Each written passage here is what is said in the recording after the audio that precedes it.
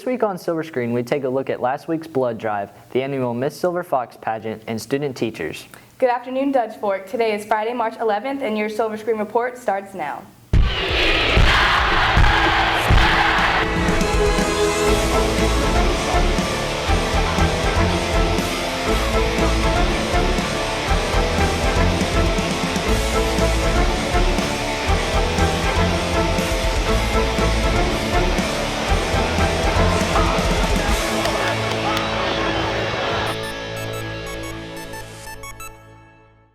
Hey Sarah Emily, did you give blood at the blood drive last week? No, I have a fear of needles, but our own Malik Brazil manned up and donated. Here's the story.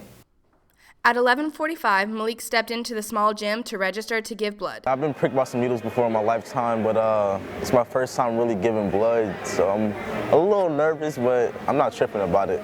After registration, he went to the bleachers to sit and read safety precautions prior to giving blood. After reading, Malik waited in line to be called to actually give blood. I've just seen all the blood bags and people with tubes connected to their arms, bro. Like, that's wild. When called, he was taken behind blue tents to give basic information about his health. When he finally got into his chair, the nurses got his blood. This took approximately 5 minutes, and due to his flat veins, Malik was only able to give a minimum amount of blood. When all of that was over, Malik sat back in the bleachers to snack and replenish his iron. Community members, both students and adults, think that giving blood is important to help those in need.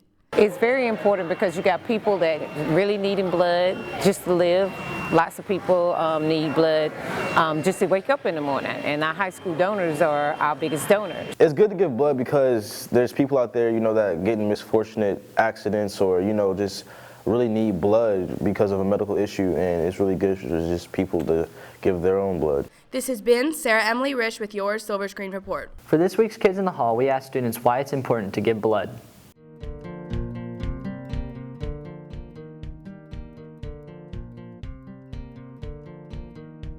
Because it helps other people when they're in trouble with their health. Giving blood is important because the people who have an insufficient amount or unhealthy blood could get what they need. I think it's important to give blood because some people don't have healthy blood, and this gives me the opportunity to give healthy blood. I think it's important to give blood because there's all different types of blood and everyone can use it, and there's certain that need more than others. Swirling dresses and smiling faces were just a few of the things on stage at last Saturday's annual Miss Silver Fox pageant. Caleb Hanna was there. This year's Miss Silver Fox pageant had a wide variety of appeal to contestants. They all found something different they enjoyed. My favorite part about the Miss Silver Fox pageant was getting to know all the girls. When we were walking on the stage and doing our walks with our theme wear and our formal wear, it was really fun to see them sitting on the sidelines supporting us and going, you got this girl, and doing the same for them. It was really fun doing that. I think probably backstage with the girls was very fun, and it was probably the best part. My favorite part is probably evening wear, and that's when the girls all get dressed up in their gowns and they get to walk on stage and just kind of feel like a princess for a few moments. These girls had to go through an interview process before the pageant. During the pageant, they had to present themselves in theme wear and evening wear. The interview in the morning is always the most stressful because it's with 3 different judges, and you have to kind of just see what they want and kind of give them good eye contact and things like that. So it takes about 40 people to run this thing. I mean, it's quite labor intensive even before and all during it. We start 3 months out, getting applications, all the logistics of it and things like that, and get everybody lined up for who's going to do all the work details. So really, it's quite time consuming. Our booster club really helps us out quite a bit on this. They do a lot of the background work for us. We had to do a big dance in the first part, and it was kind of hard to keep up. Participants from this year's pageant recommend girls to compete in the pageant next year. I would tell them just to go for it. It's usually it's more fun, and you gain more experience from doing it rather than trying to get a crown, because usually when you try so hard to get one, it usually never ends up like that. So I would just say to go for it, get all your dresses and stuff, because it's more fun than anything. I would tell them to do it. It's really fun, and it's not really about the crown. It's about gaining that confidence, getting to know everybody else, and just really doing something that you enjoy. This has been Caleb Hanna with your Silver Screen Report. The SAT word of the week is coronation, a noun, meaning the act of crowning. Wednesday morning, ROTC cadets paraded in uniform for their yearly inspection. Lindsay Long stands in formation. Navy blue uniforms filled the arena this Wednesday morning as ROTC cadets prepared for their yearly inspection. Every year, annually, we are inspected by the Air Force. Of course, we're ROTC, but we follow the branch of the Air Force. So they come out here and they do a mass inspection, make sure that all of our cadets are in compliance with Air Force standards. We have 140 cadets going to be there in the morning, and the evaluator is coming in. He's coming in from another high school. He will inspect each cadet. If there's any write-ups, he will let us know, and we will take notes. We're going to have an outside ROTC member come in and check everything that we've done, all our records, all our numbers, make sure that everything we have recorded is right, and make sure everything is intact. The cadets have been thoroughly preparing for this inspection since the beginning of the year. Over the past month, we have been counting uniform items. We have been making sure all of our ribbons, ranks, and such are in order. And we have been making sure our people have the proper supplies that are needed to be properly inspected. We make a PowerPoint with all of our information on it that we present. We've gone through all of our uniforms, our shirts, pants, everything. We've made sure that we have them all and all our numbers are correct. We make sure that we have all the records of the cadets on files. All of their hard work has paid off, and that the cadets were pleased with the results and believe that the inspection was successful. I think it overall went well. We had good uniform wears. Most people wore their uniform, those who could. I think we had a couple, we trimmed up some people's hair or whatever if it was too long, and we did some last-minute corrections, but overall, I'd say we did well. Our uniform inspection went overall good, I think, because most of our kids were there. Everyone was in uniforms. Everyone looked pretty good overall. Inspection went well. We had a few kids fall out, which is passing out, and some almost passed out. Overall, I think we did very well. The uniforms, there were some discrepancies, but overall it was well. This has been Lindsay Long with your Silver Screen Report. Silver Screen, newspaper, yearbook, and Lit Mag staffs got to grow as journalists and bond as a staff as we took part in a journalism conference downtown last weekend. Journalism students from all around the South came together last weekend to grow their passion for scholastic journalism at the 3-day conference called SIPA. So SIPA, otherwise known as the Southern Interscholastic Press Association, is a 2.5-day conference where student journalists from all over the southern states all come together, and we learn about scholastic journalism as a whole, and it's just a really fun weekend. SIPA is a conference that all of our journalism departments are involved with, and we go to a 2.5-day conference and participate in competitions and take classes, and it's just really enjoyable. SIPA has helped me become a better journalism student because we're here for a weekend and our one focus is journalism.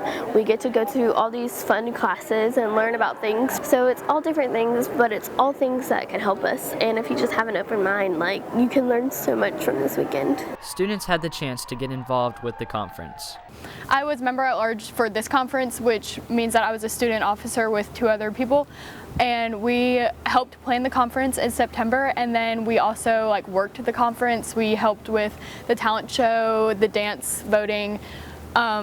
We just helped with whatever we could help with at the conference. This year at SIPA, I ran for vice president, and it was really exciting because I honestly didn't know if I was going to win or not, but I won, and I'm excited to help contribute ideas next year and help make the conference better as a whole. This is my 4th SIPA, and I came here as a student 3 years, and now I'm working it, so it's really fun to be on the other side of things, but still get to learn so much. From classes to hands-on projects, SIPA offers a unique learning environment all journalism students should experience. SIPA has really taught me a lot within the past couple of years that I've been. I think it's just I get to do a lot of things I don't normally get to do at other conferences like SCSBA. I really like meeting new people, and I also enjoy taking classes from people that are very experienced. The conference really makes me want to continue learning about journalism and possibly even go into that career, because it just kind of re-energizes your love and passion for it, and it's really just a fun experience. And I love writing and recording and photography and all that stuff, and SIPA just makes me want to continue doing that and further myself and do that in college. What was your favorite part about SIPA? I like going to all the classes. Yeah, being at SIPA sparked our creativity too. So today we introduce a new segment called Leaks List, where Malik Brazil counts down his top 5s. Today he counts down his favorite current artists.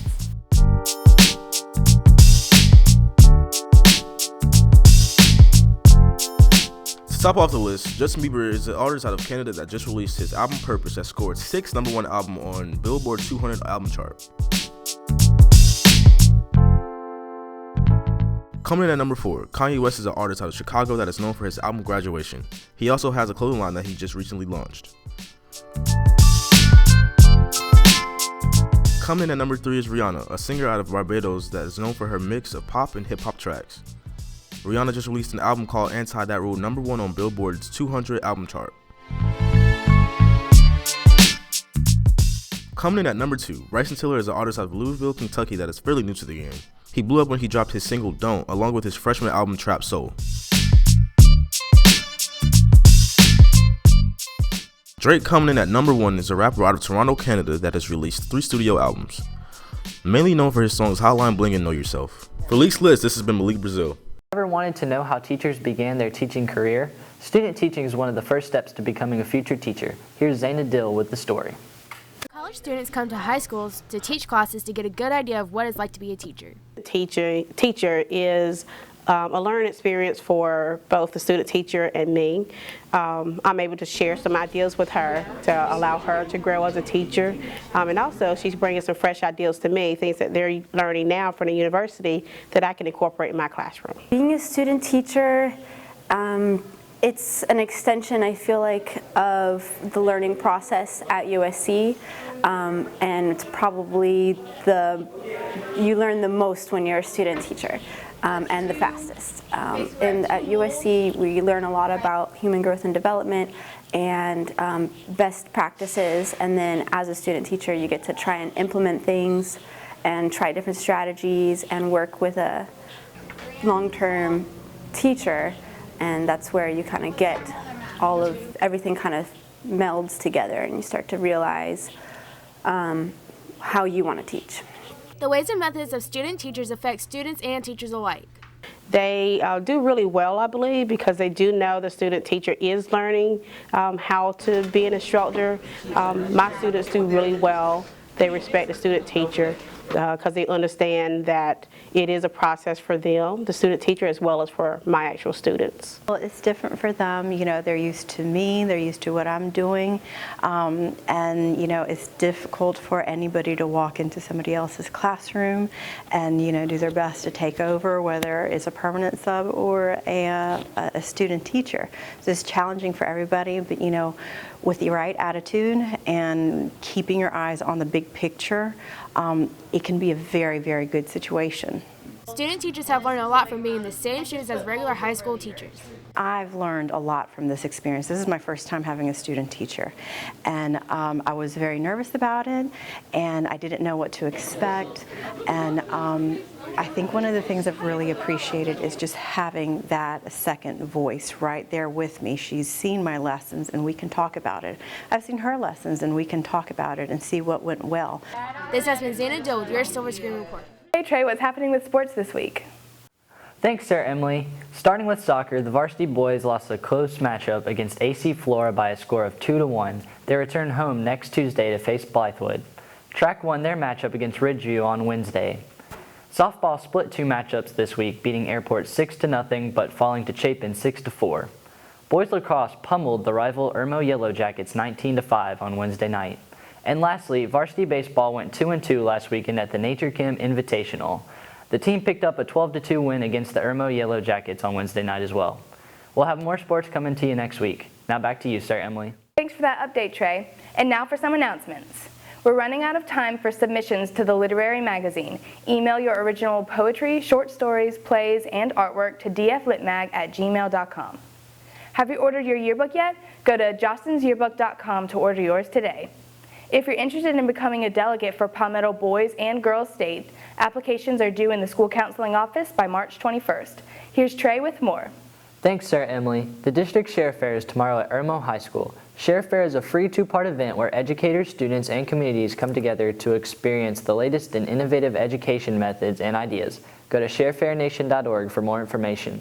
The Community Book Club will be discussing Salt to the Sea and Rendezvous with Rama at its April 7th meeting in the Media Center. You can read one book or both, and there will be snacks. The baseball team's talent show is tomorrow night in the auditorium at 7 p.m. Admission is $5. Thanks for watching, and we'll see you next week.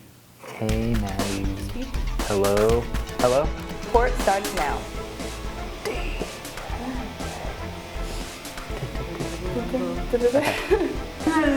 It's like swirling. The Community Book Club will be discussing Salt to the Sea and Rendezvous with Rama at its April. What the heck is that? It's Rendezvous. It says Rendezvous.